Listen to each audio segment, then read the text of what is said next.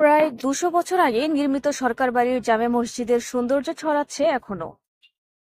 ৩ গম্বুজ বিশিষ্ট নিখুঁত কারুকাজের এই মসজিদটি কুমিল্লা জেলার হোমনা উপজেলার ঘনিয়ারচর ইউনিয়নের তেভাগিয়া গ্রামে অবস্থিত।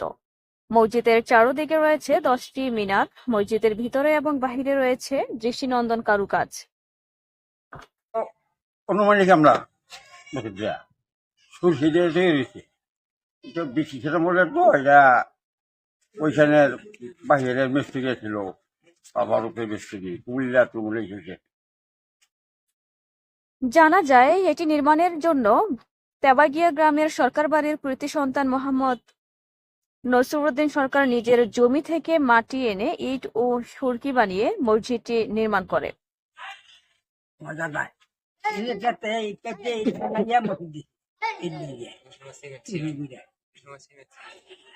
এই জমানায় সিমিটা ছিল সুরকি দিয়ে বানছে 10 বান 2 বান না, এটা 10 বান কেটে তৈরি করতে হয়।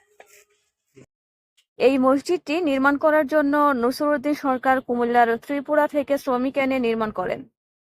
তবে কতদিন সময় লেগেছে মসজিদটি নির্মাণ করতে তা জানেন না কেউ। আমরা শুনবো কি, আমরা তো ওনার কথা না, দাদার আমলের জিনিস, তার তো শুনছি আস্তে আস্তে এই আমরা কইতে পারি। আমরা সঠিক এটা কইতে পারি, সঠিক তো কইতে না। মসজিদের বাইরে এবং ভেতরে নিখুঁত কারুকাজগুলো যে কোনো মানুষের দৃষ্টি কাড়ে।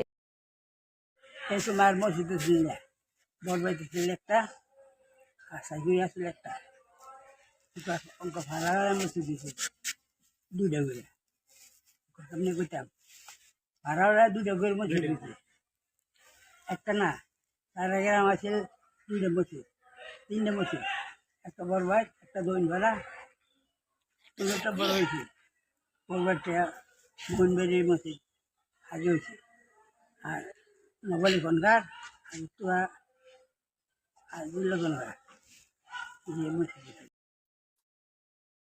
এটি ২০০ বছর আগে নির্মাণ করা হলেও এর মূল অংশের এখনো সংস্কারের প্রয়োজন পড়েনি বলে জানা যায়।